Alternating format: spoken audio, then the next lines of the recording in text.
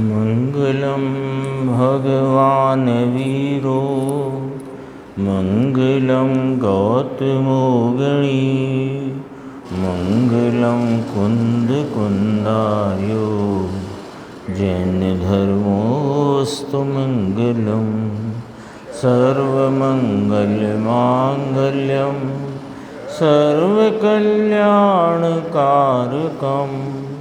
प्रधानं सर्वधर्माणां जैनं जयतु शासनं सहजानंद चैतन्य प्रकाशाय महीयसे नमो अनेकांत विश्रांति महिमने परमात्मने।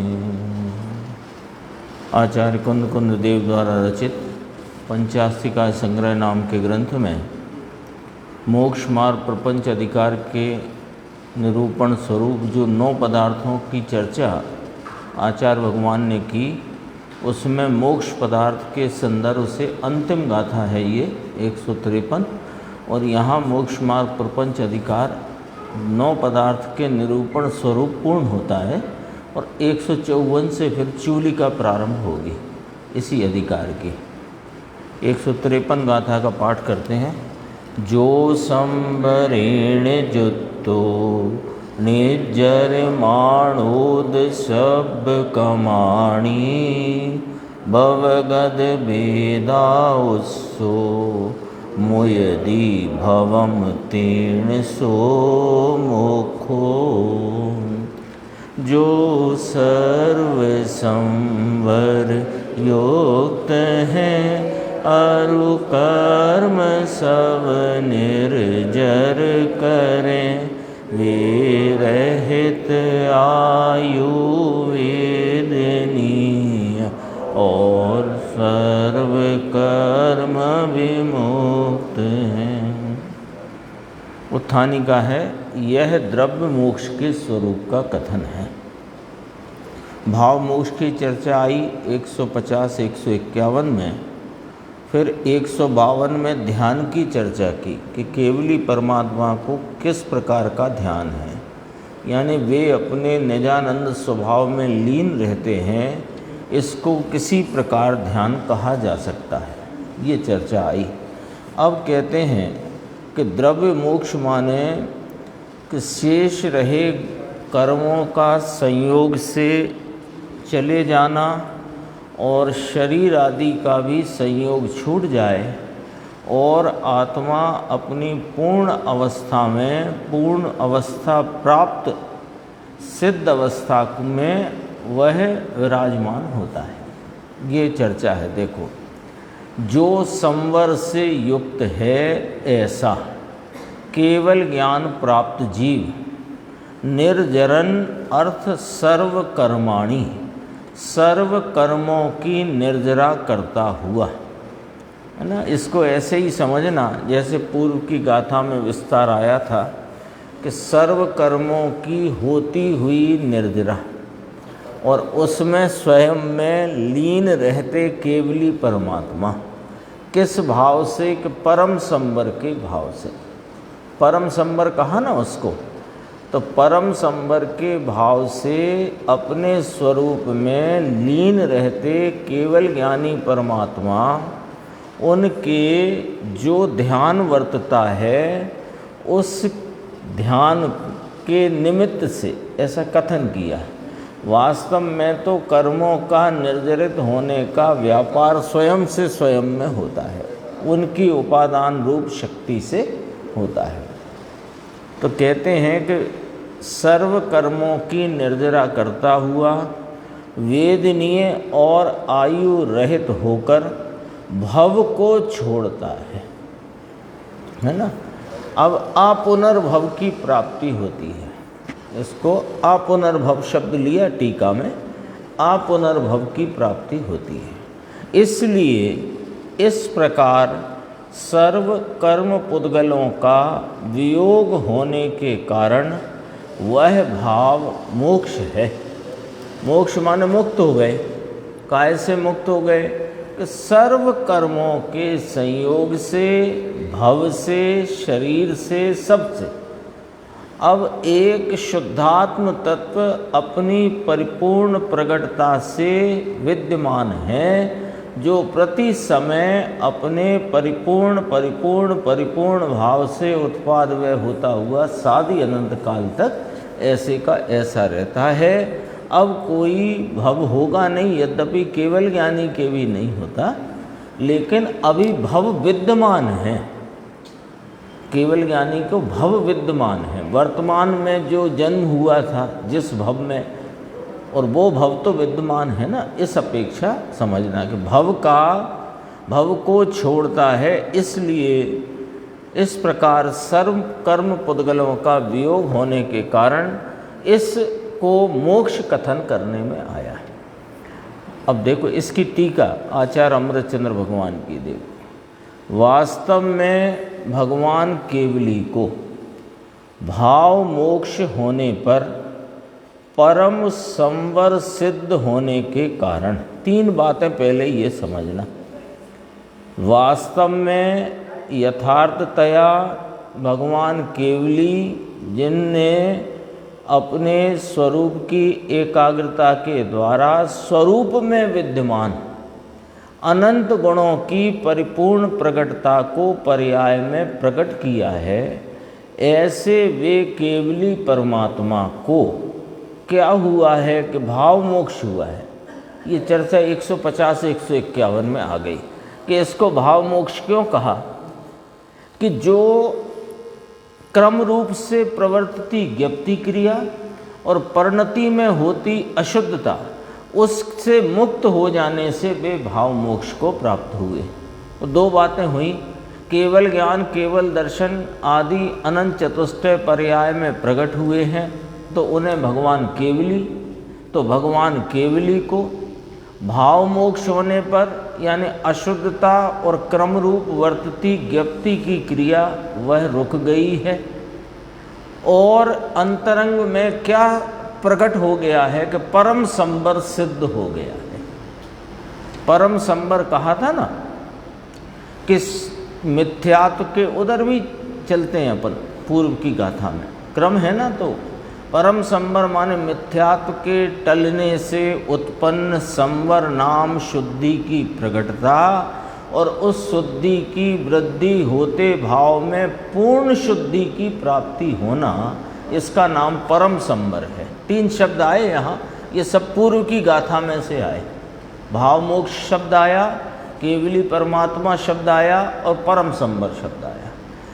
केवली परमात्मा 152 नंबर की गाथा में कहा था। साधु कहा उन्हें, कैसे साधु के जो अपने निज ज्ञायक भगवान में लीन रहते हैं।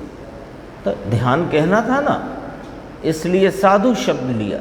और साधु कौन, के केवली भगवान। और फिर भाव मोक्ष कैसे कहा कि क्रम क्रम रूप ज्ञप्ति क्रिया की प्रवृत्ति और अशुद्धता का नाश हो जाने पर वो भाव मोक्ष को प्राप्त हुए। ये नास्ति रूप कथन।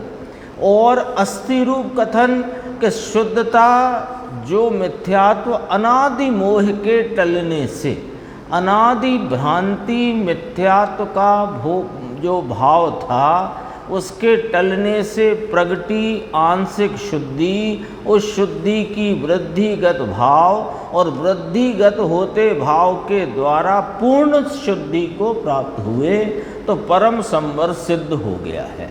अब आगे देखो, परम संवर सिद्ध होने के कारण उत्तर कर्म संतति निरोध को प्राप्त होकर और परम निर्जरा के कारणभूत ध्यान सिद्ध होने के कारण, दो बातें कही।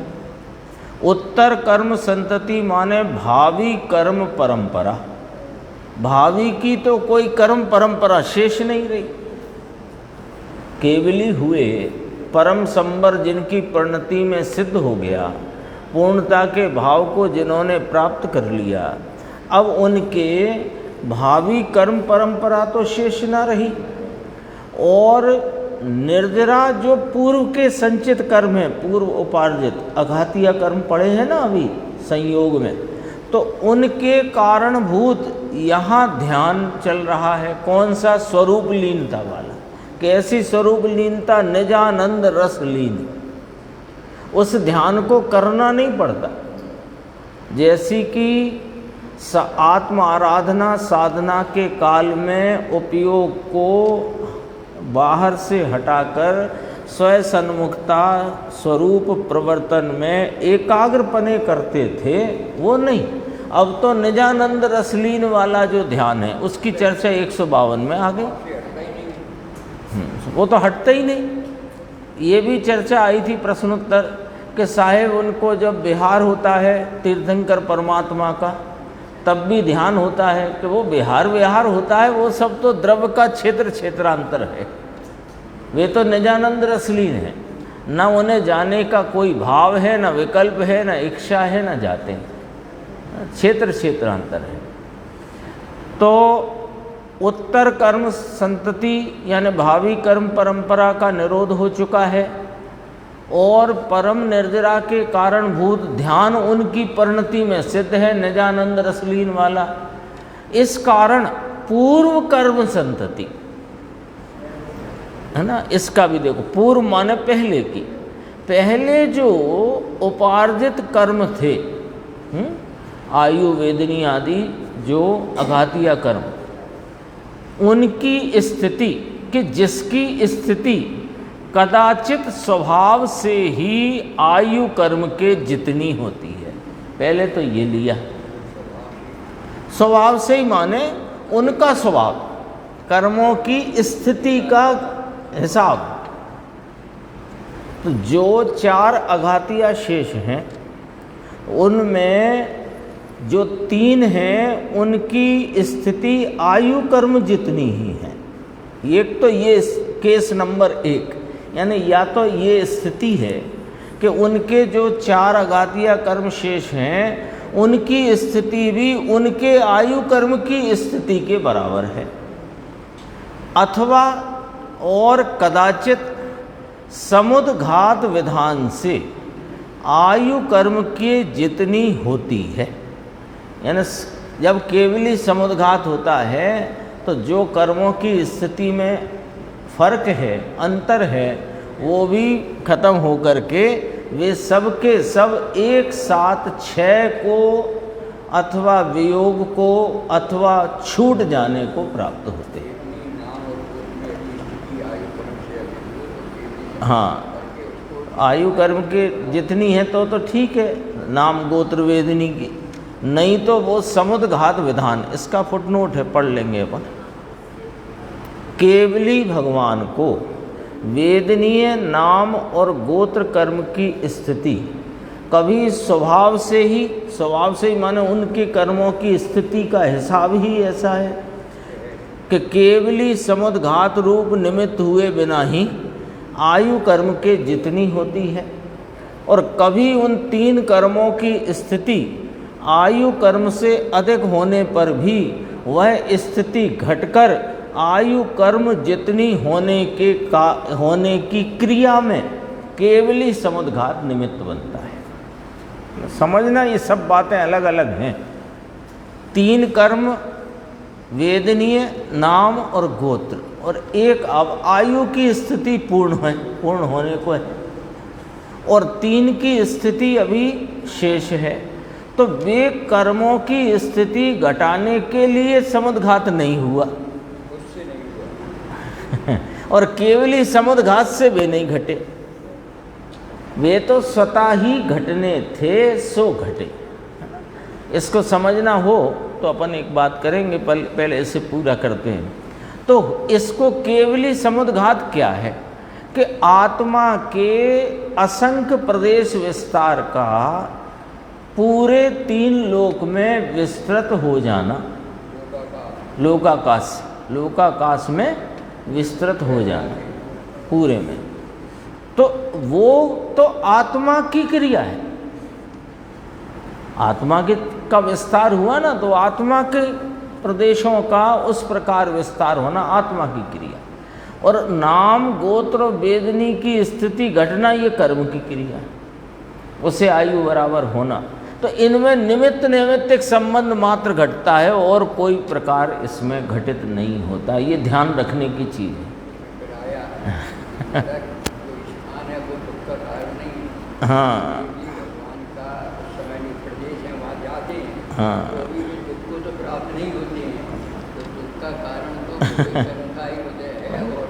ऐसे ही सिद्ध शिला कोई सुख का कारण हो तो अनंत निगोदिया वहाँ बसे हुए हैं। सुख का कारण तो स्वयं स्वरूप है और स्वरूप को भूलना ये दुख का कारण है। और दूसरी कोई तीसरी कोई बात नहीं। स्वरूप में स्वरूप का जितना आलम्बन उतना सुख, पूरा आलम्बन पूरा सुख, स्वरूप का विस्मरण स्वरूप से तो पूरा दुख।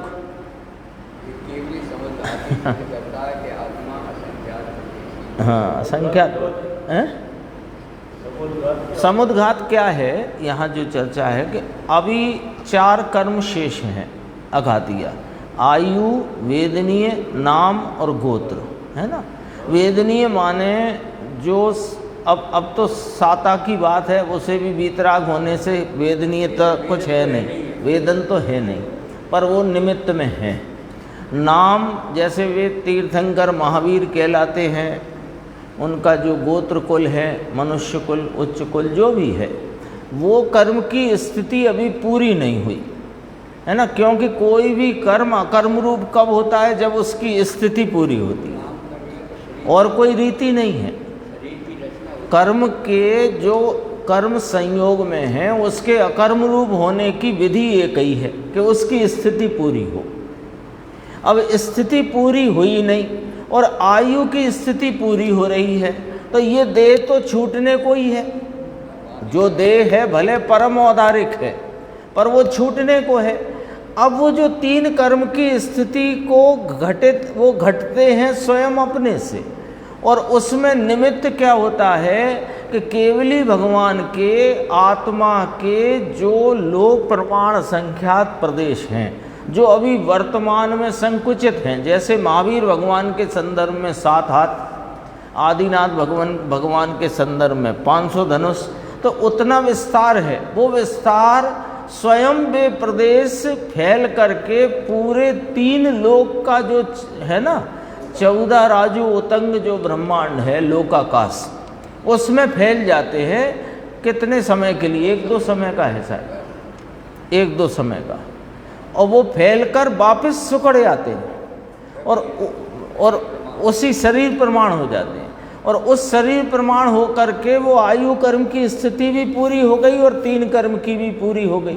तो सारे ही कर्म अकर्म रूप हो गए और देह छूट करके जो निर्वाण हुआ यहाँ, तो वह निर्वाण प्राप्त आत्मा जिस समय में निर्वाण हुआ उसी समय सिद्धालय में जाके विराजमान हो जाता है। ये और सबको नहीं होता समुद्घात। जिनके कदाचित 3 कर्मों की स्थिति अधिक रह गई है आयु से अधिक, तो ही होगा, नहीं तो नहीं होगा। और मान लो हिसाब किताब ऐसा ही है कि आयु, वेदनीय, नाम और गोत्र सबकी बराबर है, तो कोई समुद्घात हुए बिना ही यही निर्वाण को प्राप्त होते हैं। और निर्वाण, ये भी ध्यान रखना है कि निर्वाण की प्राप्ति मध्य लोक में होती है, और निर्वाण जिस समय होता है उसी समय में, समयांतर नहीं है। ऐसा ही कुछ वस्तु व्यवस्था की व्यवस्था है उसी समय। भाई साहब ने कहा ना, मूल शरीर छोड़े बिना, ये अभी जो प्रदेशों का ऐसा संकुचन है, ये इसको छोड़े नहीं, यही विस्तार को प्राप्त होते हैं। यही विस्तार होकर के लोकाकाश में व्याप्त हो जाते हैं एक समय के लिए। समय कितना छोटा है ना, 1 समय 2 समय, मुझे याद नहीं ठीक से, जो भी समय हो है, बस 1-2 समय का ही काम। तो समय कितना छोटा कि 1 सेकंड का असंख्यातवा भाग, यानी जो अपन पलक झपकाते हैं इतने में असंख्यात समय चले जाते हैं। असंख्यात 45 अंक प्रमाण तो संख्यात कहा गया है। 45 इकाई, दहाई, सैकड़ा, 1000, 10,000, ऐसे 45 अंक प्रमाण तक तो संख्यात। उसके बाद असंख्यात शुरू होता है, और उसके कितने भेद कि जब तक अनंत नहीं है तब तक असंख्यात है, पर अनंत के अनंत भेद। अनंत के कितने भेद के अनंत भेद कैसे मालूम पड़े? कि देखो ऐसे मालूम पड़े कि एक जो निगोद की अवगाहना है ना, उसमें से मालूम पड़ती है अनंत के अनंत भेद। कि निगोद की अवगाहना अंगुल के असंख्यातवें भाग में असंख्य शरीर और एक शरीर के आश्रय में अनंत जीव के कितने अनंत के अब तक जितने सिद्ध हो चुके उससे अनंत गुने अनंत। तो क्या अब लगाओ, वे भी अनंत सिद्धालय में विराजते हैं सिद्ध, वे भी अनंत, और उससे अनंत गुने अनंत यहाँ। अब अपन तो विषय पे आते हैं। देखो, समुद्घात विधान से आयु कर्म के जितनी होती है वह आयु कर्म के अनुसार ही निर्जरित होती हुई अपुनर्भव के लिए वह भव छूटने के समय होने वाला जो वेदनीय आयु नाम गोत्र रूप कर्म पुद्गलों का, चारों हो गए ना अब तो बराबर, सबकी ही स्थिति पूरी हुई। स्थिति पूरी होने से अकर्म रूप हो गए, तो वे वेदनीय आयु नाम गोत्र रूप कर्म पुद्गलों का जीव के साथ अत्यंत विश्लेष, ये शब्द डाला है आचार्य अमरचंद भगवान ने, अत्यंत विश्लेष। विश्लेष माने वियोग को प्राप्त होना, वह द्रव्य मोक्ष है। इस प्रकार मोक्ष पदार्थ का व्याख्यान समाप्त हुआ और मोक्ष मार्ग के अवयव रूप सम्यक दर्शन तथा सम्यक ज्ञान के विषयभूत 9 पदार्थों का व्याख्यान भी समाप्त हुआ। आता नहीं है समय सार, भूतार्थ से जाने हुए 9 पदार्थ ही सम्यक दर्शन है, तो वो उनके विषयभूत है ना, इसलिए। अब यहाँ गुरुदेव का अपन व्याख्यान देखते हैं। देखो, पेज नंबर है 113। वास्तव में भगवान केवली को भाव मोक्ष होने पर उनके आनंद के कपाट पड़े हैं, उन्हें खोलकर पर्याय में आनंद आया है। आनंद तो भरपूर भरा पड़ा है त्रिकाल, पर उसके कपाट खुल गए, कपाट खुल गए। खजाना है ना आनंद का खजाना, वो तो भरपूर भरा पड़ा है कब से, कि अनादि से। अब उसके कपाट खुल गए। कैसे खुल गए? कि स्वरूप की एकाग्रता से, और उस एकाग्रता की उग्रता में जो परिपूर्ण गुणों के परिपूर्ण भाव की प्रकटता हुई, तो आनंद के कपाट खुल गए। एक शब्द और लिया, किसको? नहीं, बराबर, बिल्कुल। ये तो सिद्ध की बात नहीं, केवली की करी अभी तो। कपाट खुल गए केवली को, जो मुनि दशा में, आत्म साधना की दशा में पूर्ण सुख नहीं था, अब हो गया भाव मोक्ष। अभी तो केवली की बात चल रही, अभी तो केवली की चल, तो सिद्ध के भी कोई आनंद का अंश नहीं बढ़ गया है, एक अंश नहीं बढ़ा है। वो तो अभी संयोग अपेक्षा देखो, बस इतना। संयोग में शरीर है, वो वाला भव है जिसमें उन्होंने जन्म लिया था। पहले जो जिनका कारण कहने में आता था, देखो, जन्म मरण जन्म मरण जन्म मरण अनादि से जीव करता आया, और ये अंतिम भव में जन्म मरण नहीं होता, जन्म मोक्ष हुआ। मरण कहाँ हुआ? ये मोक्ष हुआ, ये मरण नहीं कहलाता। जन्म मरण अनादि से करता आया, मरण का मरण हो गया। हाँ, अब मरण का मरण हो गया, अब मरण का काम खत्म। जन्म मरण का मरण, अब जन्म भी नहीं, आप पुनर्भव लिखा ना इसमें, जन्म भी नहीं मरण भी नहीं। तो जन्म मरण की अनादि परंपरा टूट कर जन्म मोक्ष हुआ। तो जन्म तो हुआ था, जन्म तो हुआ था, लेकिन जन्म हुआ था फिर आत्म आराधना पूर्वक स्वरूप में ऐसे लीन हुए कि आनंद के कपाट खुल गए। ये वाली बात है। उन्हें खोलकर, कपाट खोलकर आनंद आया। कहाँ? पर्याय में, है ना। कल जरा ये रह गया था कल गुरुदेव ये बोलना चाहते थे तो ख्याल से नहीं रह गया, तो कहा खींच कर ऐसा शब्द पढ़ा, आनंद को खींच कर निकाल लिया।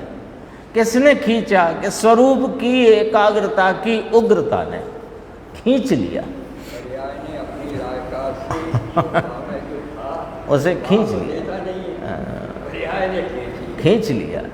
वो क्या दे,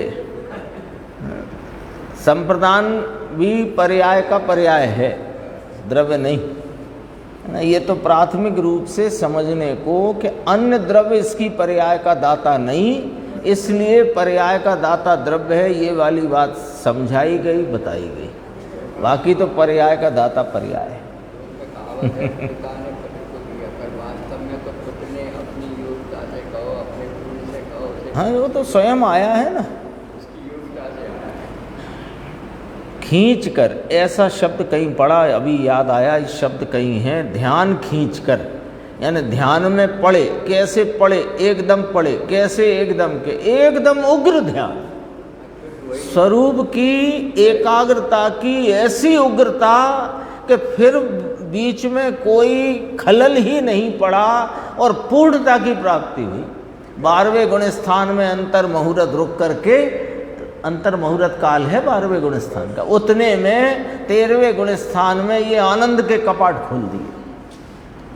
ये कहा, नीचे देखते हैं इसी पेज पे 114।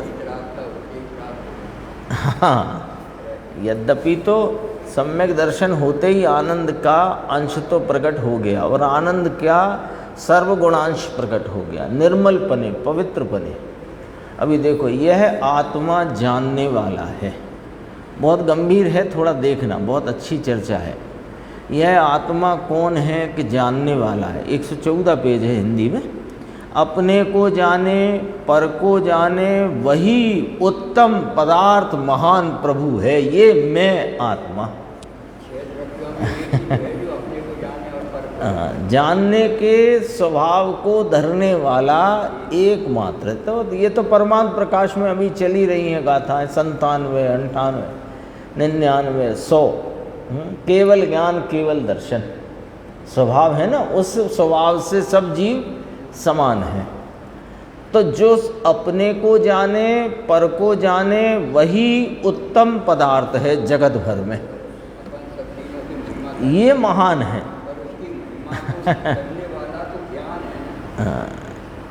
ठीक, ज्ञान की महिमा है। प्रभु तो वास्तविक ये है ना, वह माने यह है। प्रभु तो वास्तविक यह तो महान प्रभु। तो वास्तव में भगवान केवली को भाव मोक्ष होने पर देह के पीछे अंदर पर्याय देह है भले भगवान को। अभी देखो, इसमें कुछ बारीकी से एक बात कहना है। देह है ना, ये परम औदारिक है भले अभी केवली परमात्मा को, लेकिन है तो देह ही, और देह के अंदर एक और देह है, पर्याय देह। पर्याय को देह कहा। जैसे देह बदल जाती है, ऐसे पर्याय बदल जाती है, और प्रभु ज्यों का त्यों रहता है। ये कहना, जैसे हमारा जन्म हुए मान लो 60, 65, 70, 50 जो भी वर्ष हुए, तो उन वर्षों में वस्त्र बदलते रहे, हम नहीं बदले। तो वस्त्र के अंदर जो है वो तो वही का वही है ना। वस्त्र के पीछे अंदर जो है वो तो वही का वही है। यहाँ ये भाव पकड़ना जरा, देह के पीछे अंदर पर्याय देह है। देह तो प्रकट भिन्न दिखती है, पर जो पर्याय प्रति समय उत्पाद व्यय वाली जो पर्याय प्रति समय पलट करके नवीन उत्पत्ति और पूर्व का विनाश, नवीन की उत्पत्ति और पूर्व का विनाश, तो ये भी देह है। भले भगवान की बात है, अंदर से भाव मोक्ष हो गया है, पूर्ण ज्ञान दशा की प्राप्ति हो गई है। ये पूरा सूर्य, ये ज्ञान सूर्य अपने आया था ना अभी 99 गाथा में कि जिसने इस ज्ञान सूर्य का जिसको उदय हो गया है वह सब जीवों को समान जानता है। यह पूरा सूर्य ज्ञान भानु, ज्ञान सूर्य अंदर से जल हलता है ऐसे परिपूर्ण परिपूर्ण परिपूर्ण भाव से पर्याय में प्रकट व्यक्त हो गया। असंख्य प्रदेश में अनंत सूर्य, सूर्य अनंत संख्या नहीं, असंख्य प्रदेश रूपी एक अखंड जीव के असंख्य प्रदेशी विस्तार में सूर्य नाम ज्ञान स्वरूपता का परिपूर्ण विकास प्रकाश पूरे चप्पे चप्पे पर पसर गया है। बताओ कौन से प्रदेश में केवली भगवान को पूर्ण ज्ञान की कमी हो ऐसा। तो ये सब बातें दरअसल में अपने स्वभाव की महिमा के लिए है। शरीर तो अभी बाहर पड़ा है माने है संयोग में, परम संवर सिद्ध होने के कारण देखो संवर पूर्वक निर्जरा लेनी है।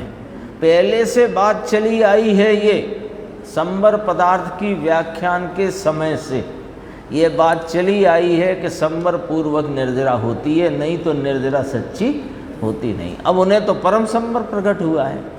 आगे देखते हैं, देखो अगला पेज है 115। शुक्ल ध्यान का एक ही प्रयत्न पूर्ण पुरुषार्थ से इतनी अप्रतिहत गति, गुरुदेव की व्याख्या देखो तो ऐसा लगता है मानो कि जैसे जो शुक्ल ध्यान में आरूढ़ मुनिराज के अंतरंग परिणति का सीधा वर्णन करते हैं। देखो कैसे कहते हैं, शुक्ल ध्यान का एक ही प्रयत्न, ये एक ही क्यों लिया कि वो जो दूसरा प्रयत्न हो, यानी एक प्रयत्न यदि अप्रतिहत ना हुआ तो 11वें गुण स्थान में जाकर के फिर वहाँ से गुण स्थान गिरता है। यहाँ तो अप्रतिहत गति, आ माने नहीं, प्रति माने वापस, हत माने गिरना। अप्रतिहत गति, आ माने नहीं, प्रति माने वापस, हत माने गिरना। तो पीछे वापस नहीं गिरने वाली ऐसी एक ही प्रयत्न रूप गति, कैसी कि पूर्ण पुरुषार्थ से अनंता पुरुषार्थ, जो अभी अनंता प्रगटेगा उसका पुरुषार्थ भी अनंता। अभी तो अनंता तो पर्याय में प्रगटेगा ना, अनंत वीर्य, पर उसकी प्राप्ति के पहले भी पुरुषार्थ अनंता है। अब अनंत के भेद पढ़ेंगे कि नहीं पढ़ेंगे? एक ही प्रयत्न, ये लाइनें ही इतनी जोरदार है। देखो यानी मुनिराज की स्वरूप की एकाग्रता का कैसा एक लाइन में वर्णन। एक ही प्रयत्न पूर्ण पुरुषार्थ से इतनी अप्रतिहत गति, पुरुषार्थ की गति अप्रतिहत, अप्रतिहत पुरुषार्थ, एक ही प्रयत्न।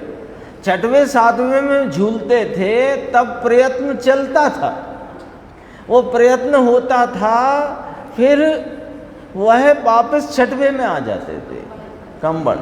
अब 7वें के अंत से ऐसी अप्रतिहत गति लगी पुरुषार्थ की कि वो केवल ज्ञान लेकर पूर्णता की प्राप्ति पर्याय में हुई। इसको कहा कपाट खोल दिए।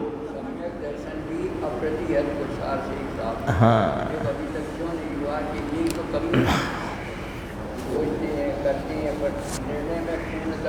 महिमा नहीं, निर्णय नहीं।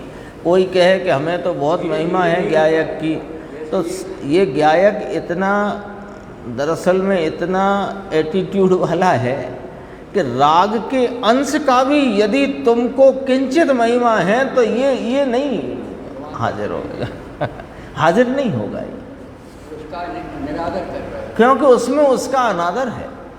ये बात गुरुदेव ने कितनी बार, सैकड़ों हजारों बार अपने को सुनाई है। लेकिन हम भी ऐसे हटी कि उस राग और कोई राग से छूट गए तो स्वाध्याय के राग में, चिंतन विचार मंथन के राग में। राग आता है पर किंचित आदर के योग्य नहीं, है ना। बच्चों का चलाएंगे शाम को 6 डाला, चौथी ढाल से शुरू करेंगे हिंदी के कारण, क्योंकि पहली ढाल की गुजराती है, तो 15-15 मिनट चलाएंगे शाम को बच्चों के लिए। तो उसमें चौथी ढाल में ही वो है ना,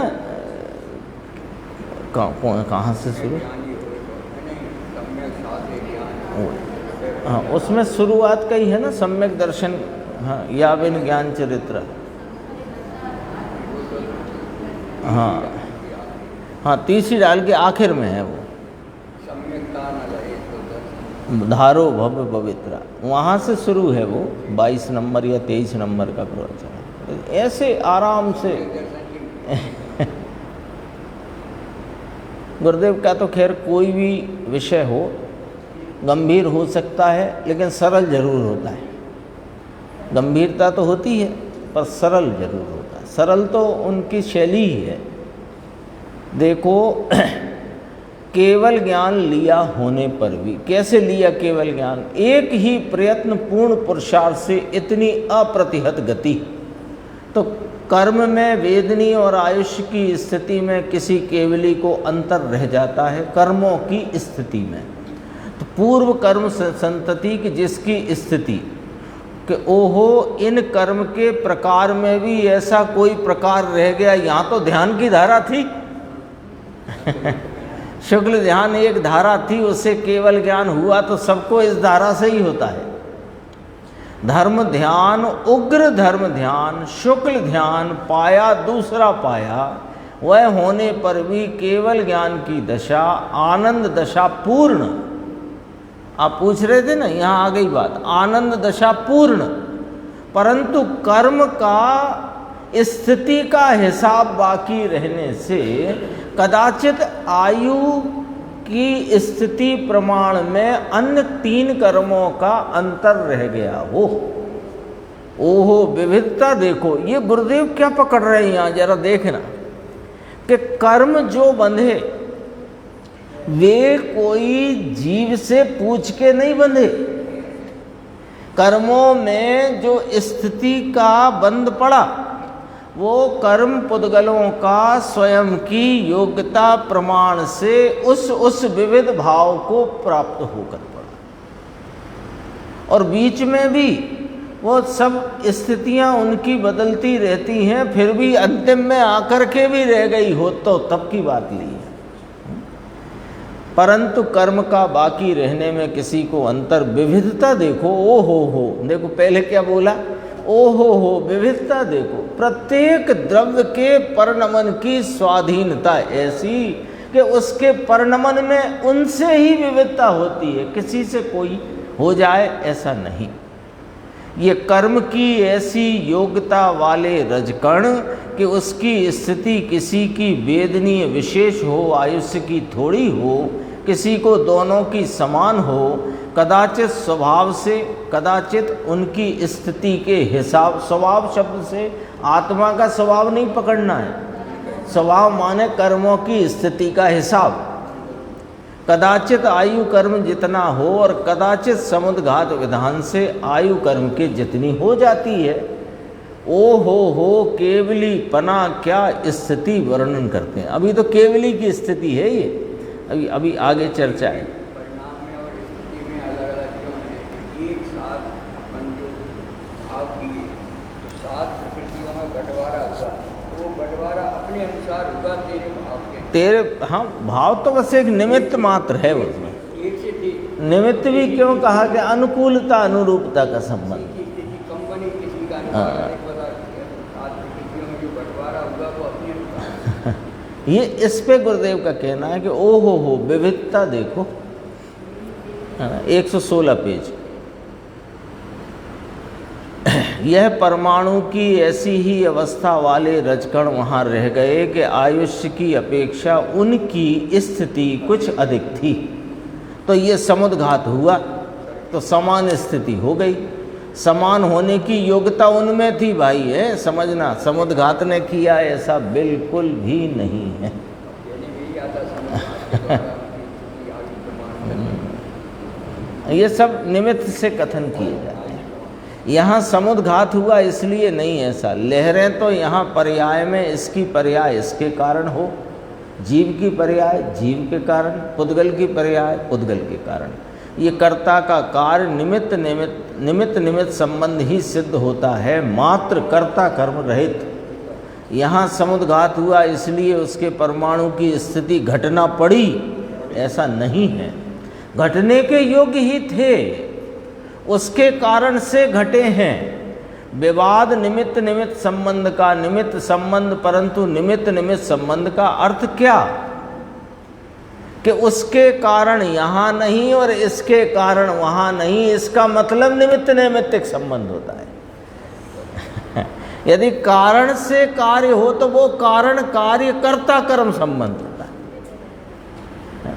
निमित्तिक संबंध का अर्थ क्या? इसके कारण यहाँ नहीं, इसके कारण वहाँ नहीं, उसके कारण यहाँ नहीं, तब निमित्तिक संबंध कहा जाता है। एक वस्तु है, निमित्त भी वस्तु है, पदार्थ है, अनंत पदार्थ हैं, उपचरित कारण है। कोई यथार्थ कारण है क्या? कहो। उपचरित, अनुकूल देखकर उस पर उपचार किया जाता है। थोड़ी चर्चा और देखो, 117 पेज। संसारी प्राणी को तो एक भव गया, अब अपुनर्भव समझना है ना गुरुदेव से। संसारी प्राणी को तो एक भव गया तो वहाँ दूसरा भव, एक भव गया वहाँ दूसरा भव, एक कर्म गया तो दूसरे कर्म। भगवान को भव जाने के पश्चात दूसरा भव नहीं होता, कर्म जाने के पश्चात दूसरे कर्म नहीं होते। इस प्रकार उन्हें कर्म का वियोग होता है। पुनर्भव के लिए वह भव छूटने के समय, अंतिम देह चरम शरीर भव छूटने के काल में भगवान को होने वाला जो वेदनीय आयु नाम गोत्र रूप कर्म पुद्गलों का इस भव के छूटने के समय, भगवान दीपावली को मोक्ष पधारे हैं ना, देखो यहाँ 8 दिन पहले आया, उस समय वेदनीय आयु नाम, 8 दिन बाद दीपावली है, तो अब गुरुदेव ने यहाँ याद किया, ये अक्टूबर का प्रवचन है, 8 दिन बाद दिवाली आने वाली है, तो कहा कि 8 दिन पहले आया। क्या बात आई कि भगवान महावीर स्वामी का निर्वाण मोक्ष पधारे। कब मोक्ष हुआ? पधारे कहने में आता है, मोक्ष हुआ तो कब हुआ कि जब शेष रहे कर्म और इस भव का छेद हुआ। यहाँ 8 दिन पहले आया। वेदनीय आयु नाम गोत्र रूप कर्म पुद्गलों का 4 जगह किए ना समान है, 4 ने अपनी स्थिति उनकी समान हो गई है ना, हो गई। चला गया टीवी बंद हो गई शायद, चलो पूरा ही होने को है। भगवान को 4 अगाती थे, उसकी यहाँ निर्जरा की बात करते हैं, द्रव कर्म की बात थी ना, तो जीव के साथ अत्यंत विश्लेष यानी वियोग वह द्रव्य मोक्ष है, अत्यंत वियोग वह द्रव्य मोक्ष छूट गया। यहाँ तक 153 गाथा की चर्चा अपनी पूर्ण होती है और 154 गाथा की चर्चा यानी चूलिका की चर्चा अपन आगे की स्वाध्याय में प्रारंभ करेंगे। अपने शिविर के संदर्भ से पंडित अंकुर जी शास्त्री भोपाल से, वो एक दिन विलंब से आ रहे हैं क्योंकि वे शासकीय सेवा में हैं और इस समय मतगणना का कार्य होने वाला है, तो उनने आज रात को वो आ जाएंगे। तो कल सुबह अपने सीडी के बाद और शाम को उनका प्रवचन, बच्चों की सीडी चलेगी 15 मिनट, 15 मिनट उस सीडी के संबंध में प्रश्न उत्तर या चर्चा बच्चों से, और 8:30 से बच्चों की क्लास उनके स्थान पर लगेगी। और जो विद्वान आ रहे हैं पंडित अंकुर जी, उनके व्याख्यान सुबह और शाम होंगे, दोपहर की सभा अपन नहीं रख रहे।